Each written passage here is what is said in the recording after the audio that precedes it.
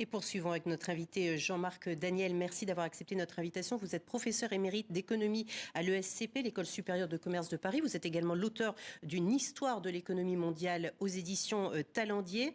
Alors cela fait maintenant 3 mois que le gouvernement tente de convaincre les syndicats, les partis politiques du bien fondé de cette réforme. Le président Macron l'affirme, sans cette réforme, c'est tout le système français des retraites par répartition qui se trouverait menacé. C'est la vérité ? Oui et non. Oui, dans ce sens qu'un système de retraite, ça repose sur le travail des actifs, dont une partie est récupérée pour financer la retraite des gens qui ont travaillé précédemment.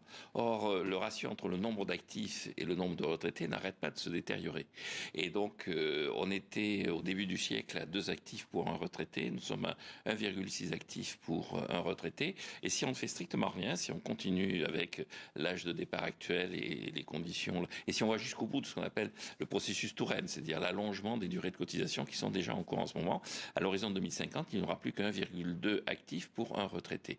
Donc, soit on ponctionne encore plus les actifs, mais ils commencent à trouver que les impôts, les cotisations sociales, tout ça sont particulièrement lourdes, le prélèvement sur les revenus est relativement élevé, soit on effectivement remet en cause le revenu des retraités, soit le système sombre dans le déficit, accumule la dette, avec les conséquences que ça aura sur l'équilibre général de l'économie et des finances. Mais ça veut dire que cette réforme est urgente aujourd'hui, parce que ça fait quand même des années que les gouvernements successifs procrastinent, je dirais presque, cette réforme des retraites. Il y a quoi? Est-ce qu'il y a un déficit ou un excédent au niveau du système des retraites? J'ai pas compris parce qu'on entend les deux. Oui, tout à fait. Alors, vous avez raison de dire qu'on procrastine, puisque le premier livre blanc, c'était Michel Rocard, 1991. Lionel Jospin, pour essayer d'éviter d'avoir à prendre des décisions, avait fait faire à Jean-Michel Charpin, à l'époque commissaire au plan, un rapport. On est en 1999. Et le président de la République lui-même avait annoncé en 2016 qu'il allait faire une réforme des retraites qui a été abandonnée.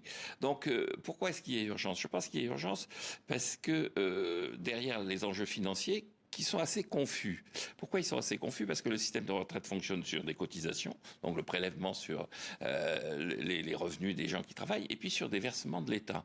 Et suivant où l'État met le curseur, notamment suivant la part de CSG que l'État verse au système de retraite, on est soit en excédent, oui, la contribution sociale généralisée, soit on est en excédent, soit on est en déficit. D'ailleurs, un certain nombre de gens disent cette contribution, elle finance les allocations familiales et les retraites. Pourquoi s'il y a un problème? C'est parce qu'il y a de moins en moins d'enfants, de moins en moins d'allocations familiales à verser. Donc il est assez naturel d'en prendre une partie pour compenser le déficit apparent du régime de retraite. Donc on peut faire apparaître un régime de retraite en excédent si on augmente... D'où toute la difficulté, toutes les positions différentes en fait. Voilà, absolument. Ce que met en avant le président de la République et qui souligne l'urgence, c'est que globalement le pays manque de travail. Le grand mot, le maître mot de sa déclaration de vœux du 31 décembre, c'était travail et engagement. Donc, il a cité près de 20 fois le mot travail. Et c'est vrai qu'en France, c'est un des pays d'Europe où on travaille le moins. C'est un pays qui vit au-dessus de ses moyens, en ce sens que la production n'arrive pas à satisfaire tous les besoins de la population. Donc, on importe beaucoup. Grosso modo, les exportations allemandes financent les importations françaises. Donc, on est un peu dépendant du bon vouloir des Allemands qui, pour l'instant, se sont montrés assez conciliants, mais qui ne sont pas forcément... Et donc, la conséquence de tout ça, c'est que derrière la réforme, il n'y a pas uniquement un enjeu financier, il y a aussi un enjeu de quantité de travail.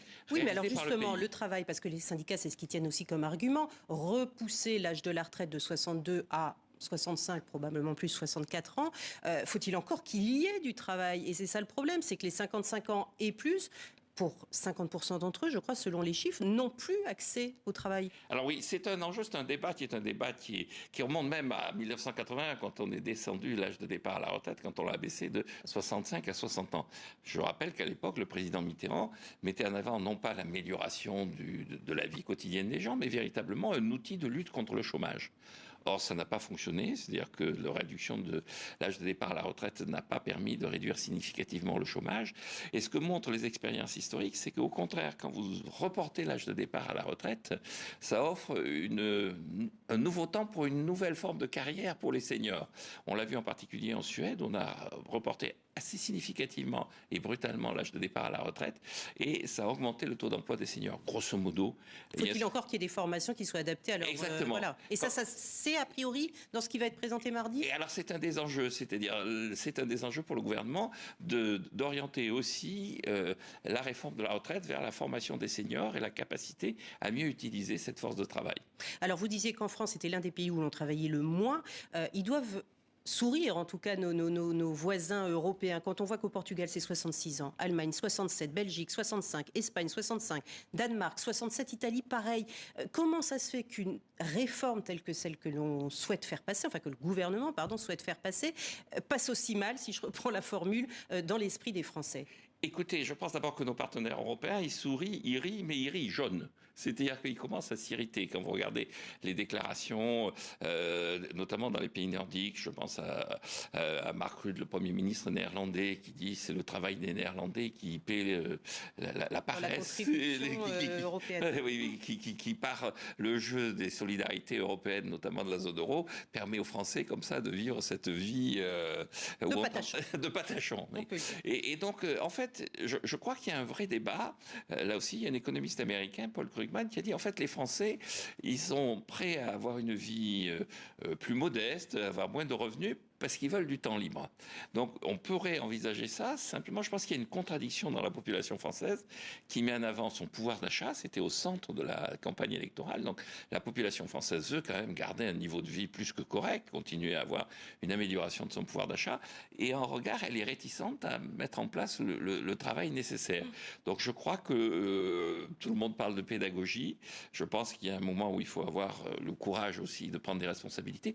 Et puis il faut envisager un rapport au travail qui soit un rapport au travail plus satisfaisant. C'est-à-dire qu'il y a tout un tas d'économistes qui mettent en avant le fait que ce qu'on appelle la grande démission, c'est les interrogations des Français sur le travail, ça demande une réponse, et pas uniquement une réponse en termes de gestion des retraites. Il faut se poser la question sur pourquoi les gens apprécient moins le fait de travailler que c'était il y a une 30 ou une 40 ans. Plus philosophique qu'économique. Absolument. Il nous reste 30 secondes. Ça veut dire que cette réforme de la loi qui doit encore passer après devant les députés, etc., ça pourrait passer sans le 49-3 ?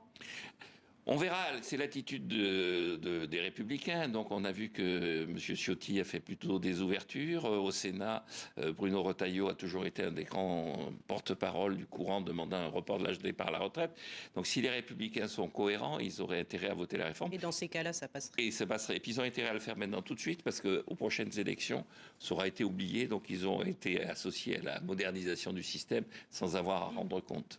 Merci beaucoup, Jean-Marc Daniel, pour toutes prie. vos explications sur le plateau de TV5 Monde. Merci à vous.